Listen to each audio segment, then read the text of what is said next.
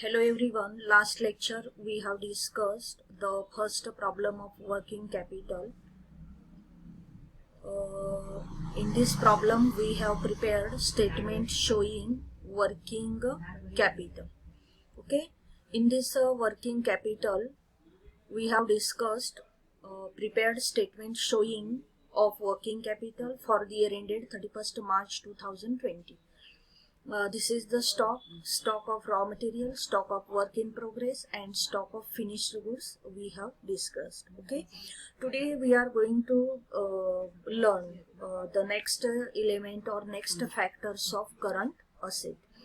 This is the sundry debtors. Okay, we have calculated stock. Next is the sundry debtors, and in our problem about sundry debtors, बघा आपल्या problem मध्ये sundry डेटर्सशी connected काय adjustment आहे बघूया. Here adjustment number 10, debtors are to be calculated on cost basis. Debtors are to be calculated on cost basis means आपण theory study करताना study केलेला आहे बघा. Debtors we can calculate at cost price or at selling price. मग या problem मध्ये त्यांनी cost प्राइसला कॅल्क्युलेट करा म्हटलेलं आहे, तर आपण काय करायचं, कॉस्ट प्राइसला कॅल्क्युलेट करायचं.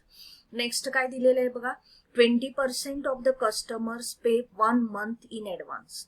20% out of 100% customer, our 20% customer pay 1 month in advance. Okay, advance payment केलेलं आहे 20% कस्टमरने, means remaining 80% is our credit customers, and at the time of calculation of debtors we will think or we will take only 80% of our customers. So monthly production unit 5000. So 5000 into debtors कोणत्या कॉस्टला calculate करायचं आहे बघा. Debtors calculate करत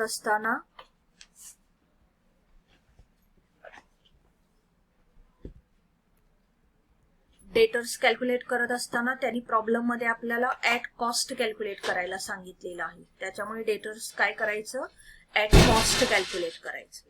next या ठिकाणी डेटर्सशी connected duration किती दिलेलं आहे बघा. The company is allowed 2 months credit by suppliers. Suppliers means creditors. Okay,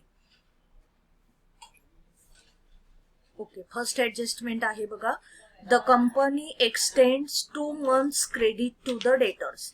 डेटरला काय केलेलं आहे, 2 month क्रेडिट पिरियड आहे. मग बघा युनिट्स 1 month ची किती, 5000. 5000 into credit period duration is given 2 months. So 5000 into 2 into debtors calculate at cost price, and cost price means 100% material, 100% labour, 100% variable expenses, that is the overhead. So 5000 into 2 months, 5000 is production capacity of per month, that is 5000 into 2 is the credit period that is allowed to our debtors, into 10 is the total cost, into 80%. बघा लक्ष देऊन ऐका, कारण हा खूप महत्वाची step आहे. 5000 हे समजतं तुम्हाला, monthly production 5000 into 2 month credit period into 10 is the total cost. Selling price is 12, but in this particular problem specific adjustment is given, calculate debtors on cost price. So we take cost price of rupees 10 into 80%. 80% means 20% our customer paid advance. 20% customer आपल्याला advance payment करतायत. Advance payment means before sale ते आपल्याला advance देत आहेत 20%.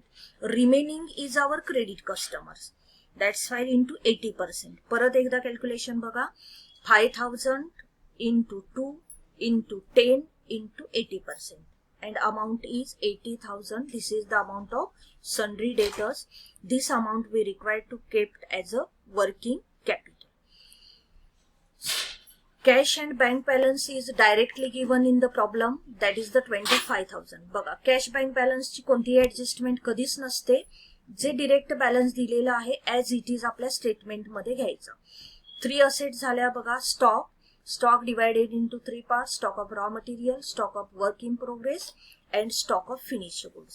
Next is the debtors 80,000 and last our current asset is cash and bank balance, that is 25,000. Okay, total of current asset means our gross working capital. Total of current asset means it is our gross working capital or it is total of current assets. So our gross working capital is total of stock plus debtors plus cash and bank balance. Our gross working capital is 2,17,500.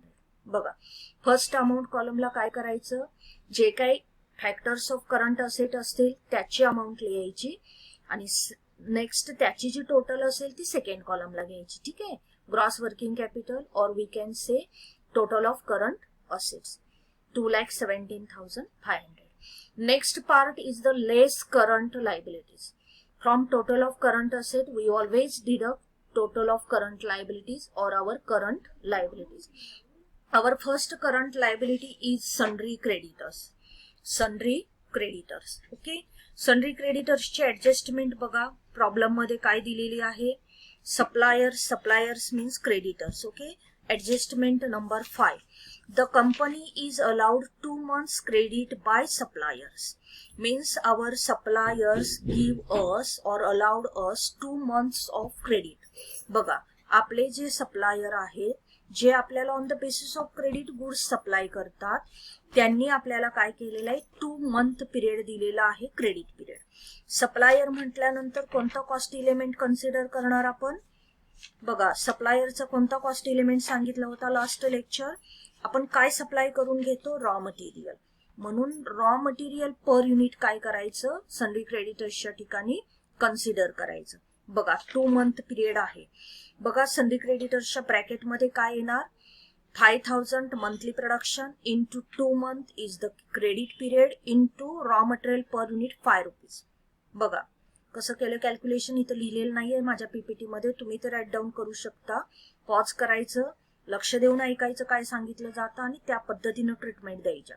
बघा, मराठीमध्ये सांगते, monthly production 5,000 units into our supplier allowed us 2 months credit period, that's 5,000 into 2.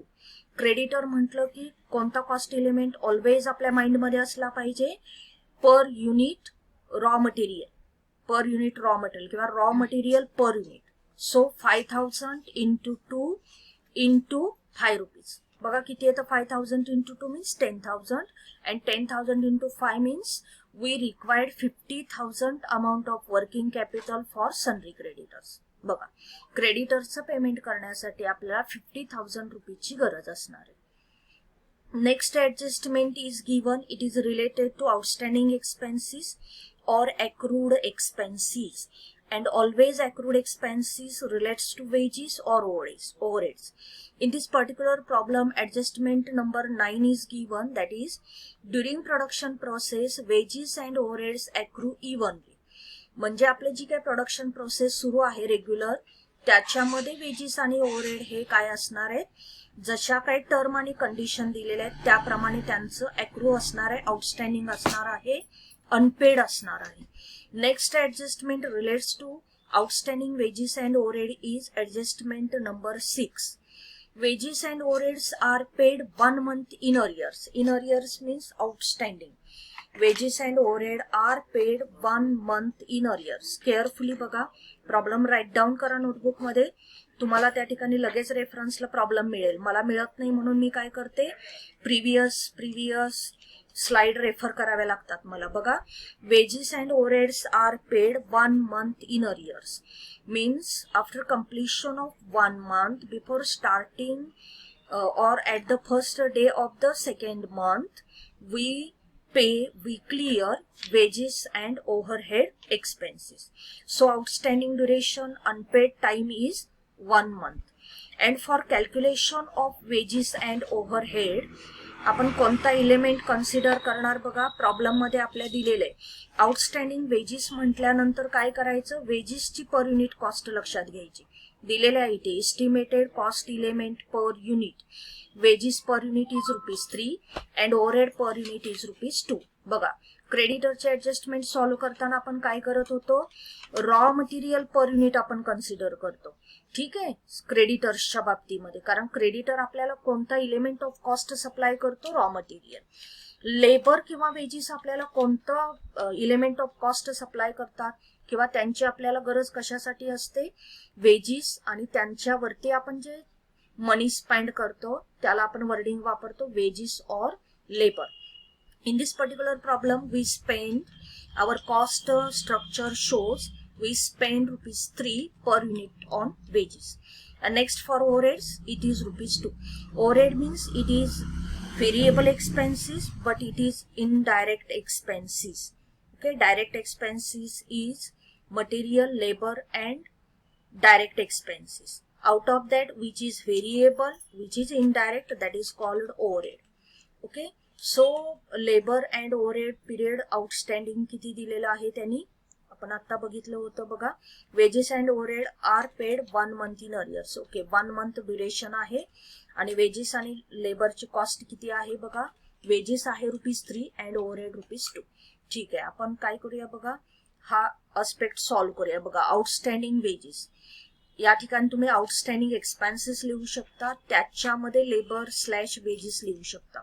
Calculation कसं करणार बघा, 5,000 per month production, 5,000 into outstanding duration is 1 month, 5,000 into 1 into labour per unit cost किती आहे ₹3 बघा. 5,000 into 1 into 3 means we required ₹15,000 for payment of our outstanding wages. बघा, working कॅपिटलचा 15,000 part आपल्याला काय पेमेंट करण्यासाठी लागणार, अनपेड वेजेस पेड करण्यासाठी लागणार. परत एकदा कॅल्क्युलेशन सांगते बघा.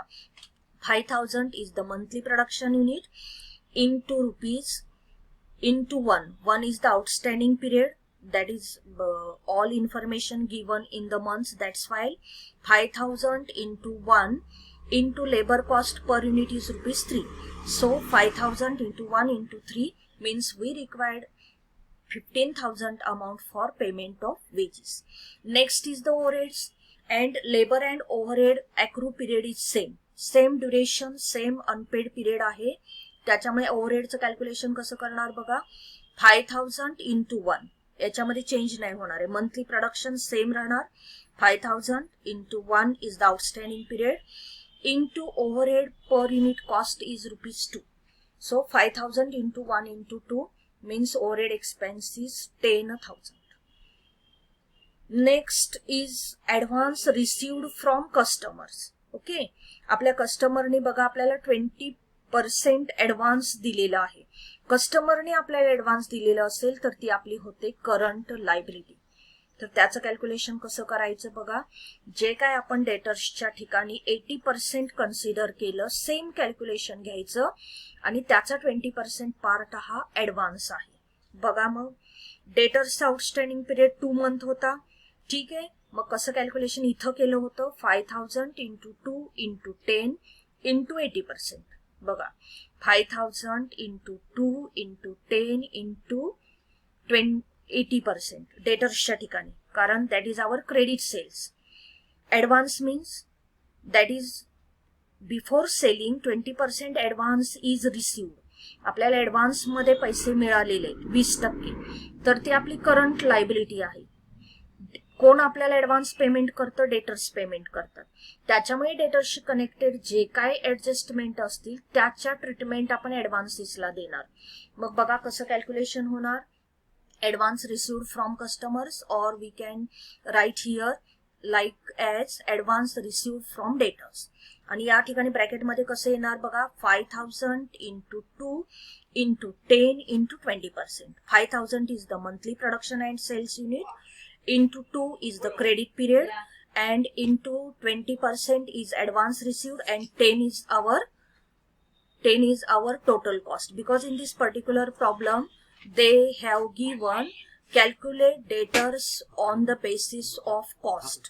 So customer amount is 24,000. This is our total current liabilities. Sundry creditor 50,000, outstanding wages 15,000, overhead 10,000, and advance received from customer is 24.